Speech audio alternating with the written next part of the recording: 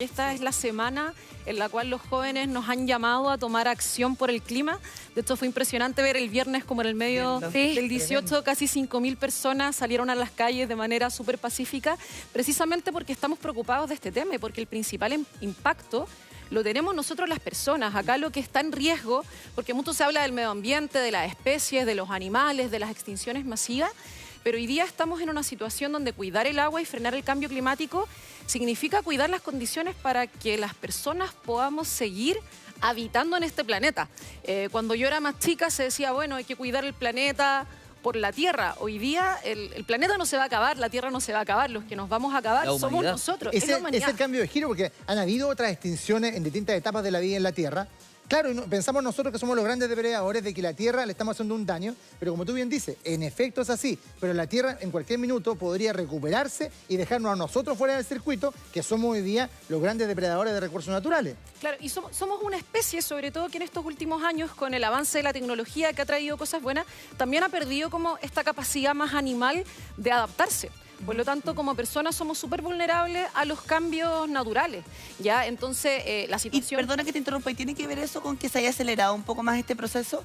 Que tal vez pensábamos que iba a ser mucho más a largo plazo y eso hace que tengamos menos capacidad de adaptarnos. Completamente, nosotros tenemos que pensar que no solamente este año está dentro de los más secos, como veíamos hoy día, sino que la última década es la década más seca en los últimos 100 años en Chile. Y la más cálida. ¿Y cuál es la diferencia de esta sequía con las sequías que habían anteriormente? Porque nosotros, si vemos los registros históricos, podemos ver que en el 1920, en el 88, en el 98, en el 60, en la década del 60, hubo sequías también. ¿Cuál es la diferencia? Que antiguamente esas sequías venían acompañadas de periodos previos muy lluviosos. Entonces teníamos años donde llovía mucho, donde esas aguas quedaban en las reservas, no teníamos actividades productivas que le pusieron una presión a esos recursos hídricos, entonces venía una sequía importante y estábamos preparados.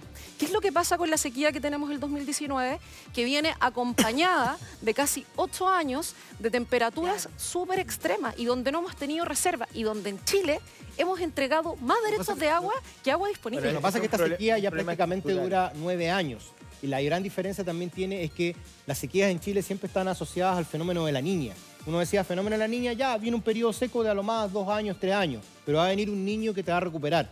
Esta vez llevamos 9 años, han pasado 2 niños, uno de los cuales el 2015, que se habló que era uno de los más intensos de los últimos 50 años. Y prácticamente nada. Entonces ya claramente ya no responde a ese parámetro, estamos hablando de escenario. Les aporto con el informe, que el informe es muy bueno porque toca todos esos temas. Dice, ¿cuál es la situación según los científicos? La temperatura global promedio para el periodo 2015-2019 está en camino de ser la más cálida de cualquier otro periodo equivalente registrado, a nivel mundial esto, ¿eh? Actualmente se estima en 1.1 grados centígrados por encima de los tiempos preindustriales, es decir, entre 1850 y 1900. Las olas de calor en los últimos años han sido las más letales, han afectado a todos los continentes sin distinción. O sea, estamos hablando también de zonas continentales típicamente frías, y establecieron registros récord de temperatura a nivel nacional. Dice, las olas de calor generalizadas y duraderas, incendios también forestales, eventos devastadores como ciclones tropicales, inundaciones, sequías, han tenido un gran impacto en el desarrollo socioeconómico y medioambiental. Y fíjate que se anota un tema que un poco hemos hablado acá, que tiene que ver cuántas personas van a perder sus trabajos, precisamente porque siempre se ha hablado de que los detractores de la crisis ambiental o quienes están inmovilizados lo hacen por razones económicas, ¿no? Porque no quieren frenar el desarrollo, porque tienen intereses comerciales o industriales, y que es por eso que los países, las grandes potencias, no firman los acuerdos o no se comprometen a mayores niveles de, digamos, de hacer descender sus emisiones, en fin. Pero ya el informe de la ONU dice, bueno, la crisis también va a golpearnos laboral y económicamente. O sea, hay una proyección de varios miles de puestos de trabajo que se van a perder en los próximos años producto del cambio climático, ya sea porque los suelos no pueden ser cultivados, ya sea porque las temperaturas no permiten el desarrollo laboral. El mismo cierre de las termoeléctricas que vamos a tener en Chile, imagínate. Oye, pero mira, tomando en cuenta lo que tú estás diciendo, y tú también lo mencionaste, Estefanía, dijiste, estamos en tiempos de adaptabilidad. Yo creo que el hombre va para allá. O sea, yo creo que hay 2 carriles. Uno, que efectivamente, de alguna manera, frenemos esto, ¿verdad? Y de otra manera que nos adaptemos. Porque esto, ¿cómo nos afecta, por ejemplo, como país directamente? Hemos hablado, por ejemplo, de los cultivos. ¿Qué más han detectado ustedes?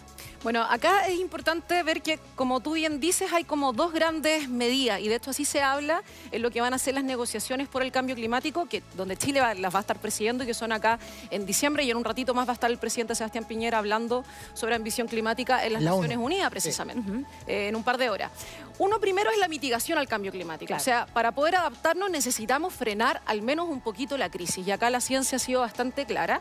Y la temperatura global del planeta la tenemos que mantener en 1,5 grados. Si la temperatura sube más de 1,5 grados, la verdad es que las condiciones para poder adaptarnos van a ser demasiado difíciles. Muchísimas inundaciones, eventos extremos. Y Chile está dentro de los países más vulnerables al cambio climático. El 2015 estuvimos en el ranking de los países, de los 10 países más afectados. Y estamos a punto de entrar al grupo de los 17 países más afectados por el estrés hídrico, según un estudio que salió hace muy poquito. Estamos a la altura de países de clima mucho más extremo y con condiciones económicas mucho más complejas. Y eso llama la atención en un país como Chile. Mucha agua dulce en iceberg, en reservas, claro, que no están siendo utilizadas. Y ojalá que la mantengamos también bien cuidada. Y se habla de dos alternativas como para suplir esa crisis hídrica. La carretera hídrica, que es muy cara, que uno iría en un principio Concepción de Santiago para traer agua del sur, o desalinizar el agua. ¿Cuál es para ti el mejor de estos caminos? A ver, el mejor camino, antes que todo eso, es revisar el tema de los derechos de agua. Sí, hace muy poquito en el Senado el propio ministro reconocía que los derechos de agua están sobreentregados ya. Este fin de semana recibió un premio en Alemania un dirigente social, Rodrigo Mundaca, por toda la lucha en Petorca precisamente por el tema del agua. Entonces, antes de invertir grandes cantidades de dinero, lo que hay que hacer es revisar cuánta agua tenemos, cómo son las proyecciones, entender que el cambio climático es una realidad, más allá de que estemos haciendo cosas para poder frenarlo, y redistribuir estas aguas asegurando el consumo. Para aportar en ese punto, porque claro, uno dice, ¿por qué vamos a tener esta situación de estrés hídrico? Hemos hablado también, y después te lo quiero preguntar, si puede ser que después en las ciudades no tengamos agua potable. Pero fíjate que los datos son increíbles. Solo el 17% es por un aumento de la demanda de agua, pero el 44% es por una deficiente gestión del agua, que es lo que tú mencionas. ¿Cómo se soluciona eso?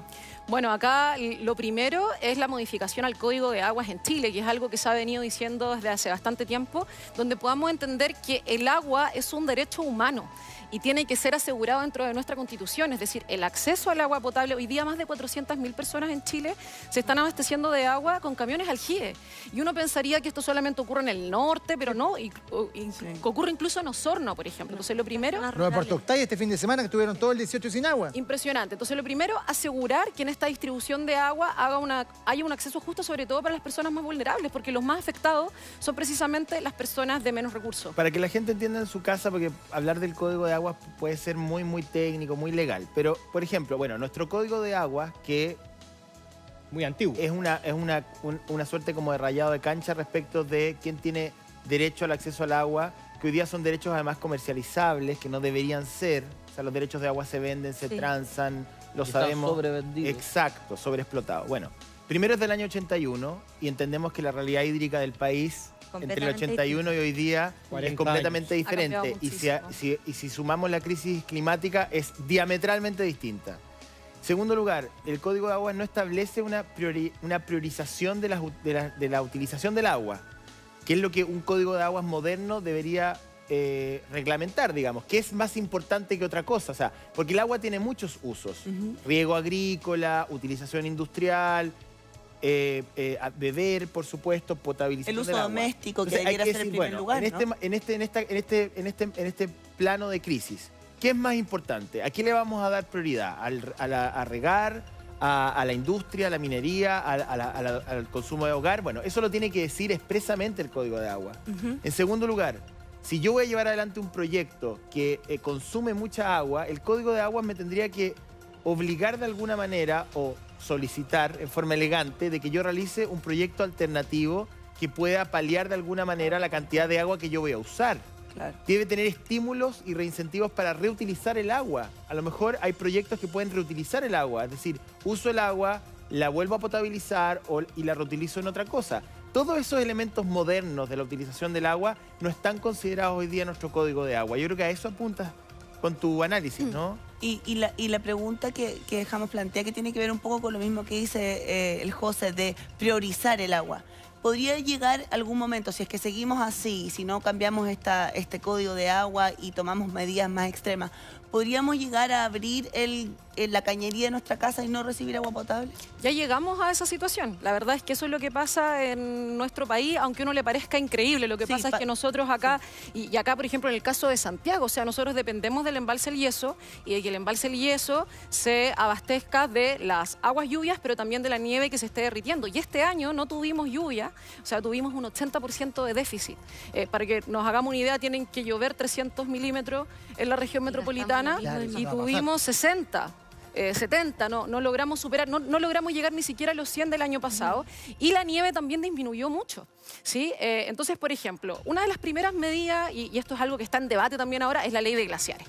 Ya nosotros tuvimos una campaña bastante grande con la República Glaciar, porque efectivamente los que nos van a dar agua, pero que le van a dar agua a las cuencas, no es que vayamos a sacar el agua de ahí, sino que van a ir nutriendo a poquitito las cuencas, las aguas subterráneas, para poder tener agua en estos periodos de estrés hídrico, son los glaciares. Y por eso urge tener una ley que los proteja y que no permita que sean intervenidos. ¿Qué es lo que está ocurriendo ahora? Ya sea dónde han apuntado todos los gobiernos, el gobierno anterior y este gobierno, con el proyecto de ley de glaciares, permitir la destrucción de glaciares, la intervención que va completamente como en la línea equivocada. Lo segundo que puede hacer Chile, sobre todo este año, si hay un año en lo que importa, lo que Chile haga es detener los impactos del cambio climático. Hoy día, ambición climática es darle una señal al mundo de que tenemos que frenar el aumento de la temperatura, porque literalmente nuestro planeta está en llamas, y acá el liderazgo que puede tener Chile con un plan de descarbonización real, donde se cierran efectivamente todas las termoeléctricas al año 2030, es clave. Ahí hay un tema, que se cierren las termoeléctricas. Exacto. Al año 2030, y este año, las 8 más antiguas que están contaminando a gente y que tienen a niños contaminadas en Quintero. Tú dices, bueno, lo que Chile puede hacer, lo que todos nosotros podemos hacer, pero muchos creen que somos un país pequeñito, somos pocos, 17 millones de habitantes. 0,25% de las emisiones Entonces, de efecto invernadero. ¿cuán importante es lo que uno haga en su casa? ¿Cuán importante es lo que haga un país pequeño como Chile para un impacto a nivel mundial? O sea, para poder, digamos, llegar a la gente que está en su casa. Claro. De alguna bueno, forma. acá yo a las personas que nos están viendo les ofrezco como dos miradas. Porque uno puede decir, bueno, a ver, el consumo de agua residencial es de un 6%. Mientras que la agricultura ocupa el 78% del agua. Lo que yo hago, si me ducho o no en 3 minutos, la verdad es que no tiene ningún tipo de importancia. O Chile emite el 0, y tantos % de las emisiones a nivel global. ¿Qué es lo que importa que haga Chile? Esa es una mirada y decir, bueno, me quedo sentado en la casa entonces y me quedo hasta ahí. Ya, claro, pero yo acá ofrezco otra mirada y tenemos el ejemplo de Greta Thunberg. Greta partió, y está la foto de ella, solita, con un cartel afuera del Parlamento, y eso hoy día se transformó en un movimiento de miles de millones de personas que están urgiendo a los líderes mundiales por diferentes medidas y que han logrado inspirar y lograr llevar un mensaje desde otro lugar. Entonces acá efectivamente nosotros con nuestros actos personales, además de contribuir con un granito de arena, mostramos que el cambio es posible. Es decir, si nosotros las personas somos capaces de reducir nuestro consumo de agua, mejorar el uso energético, ¿cómo va a ser posible que una empresa con miles de millones no lo haga? Danos ejemplos concretos que podríamos hacer cada uno de nosotros en nuestros hogares, tomando en cuenta que además los niños ahora tienen muchísimo más conciencia y son ellos los primeros que andan apagando las luces y cerrando las llaves, ¿verdad? Pero ¿qué otras cosas podríamos hacer en nuestro hogar? Bueno, lo primero, me voy a saltar la parte del hogar y después voy con los tips, es que este viernes 27 se sumen todas las personas, y aquí invitamos a la tercera edad, a los niños, a las niñas, a la gran manifestación por el clima que va a ser en diferentes regiones del país, y acá en Santiago nos vamos a juntar a las 6 de la tarde para hacer un llamado a nuestros líderes a que nos tomemos este tema en serio. En Plaza Italia nos juntamos a las 6 de la tarde, este viernes fue la antesala, y yo los invito de verdad a ser parte como de este momento histórico. Esto es algo que le van a poder contar a sus hijos, o sea, ser parte de un movimiento de millones de personas que quizás y que va a lograr modificar el destino de la humanidad. O sea, estamos en ese momento crítico. Es que además todo cala mucho más hondo cuando entendemos que hacemos comunidad y que no somos los únicos. Pero hablando de eso, tú decías, y ahora te doy los tips. Ahora te doy los tips. Primero, hacernos conscientes de nuestro consumo de agua. O sea, yo creo que esto lo trae las nuevas generaciones. Cuando nos lavamos los dientes, cuando estamos lavando la loza, es decir, no dejar el agua corriendo infinitamente, porque de hecho lo vamos a empezar a sentir luego en nuestros bolsillos. Propiciar el uso de formas mucho más sustentables de movilizarnos. El sector transporte, por ejemplo, contribuye mucho a lo que tiene que ver también con el cambio climático. Entonces, priorizar el uso de la bicicleta cuando se pueda. Por ejemplo, ahora tenemos sistemas de bicicleta que conectan con los metros. O compartir el auto. Compartir el auto, claro, poder trabajarlo.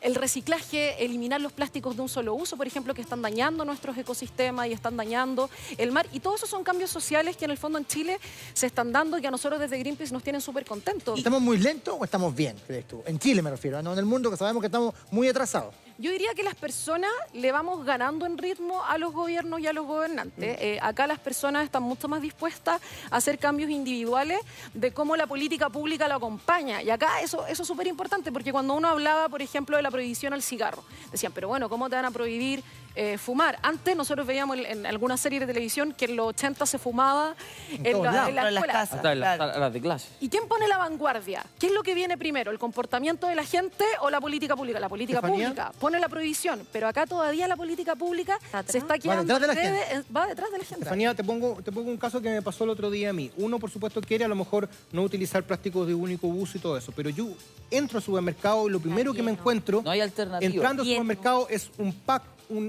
una pared de bebidas desechables, oferta 4 por no sé cuánto.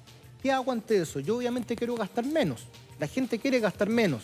Y las bebidas a lo mejor reutilizables, el envase reutilizable está por allá, lejos, y a veces hasta no hay estos envases, estas máquinas que habían antes, porque en algunos supermercados no hay. Yo puedo meter la botella y sacar el ticket para... ¿Qué hago en ese caso? ¿Qué hace la gente? Porque de hecho hay un estudio que habla de que en los almacenes de barrio se venden más bebidas reutilizables que en los supermercados. Sí, hoy día ha pasado que en los últimos 10 años, en lugar de avanzar en esa materia, lo que encontramos es que es todo desechable. Y nos parecemos mucho a culturas como en Estados Unidos, donde uno llega al colmo de que va a un restaurante y todo es completamente plástico. Entonces, lo primero es tratar de elegir opciones donde efectivamente podamos reutilizar. Y lo segundo es escribirle a las marcas donde nosotros compramos. O sea, hoy día hemos visto el poder que tienen las redes sociales.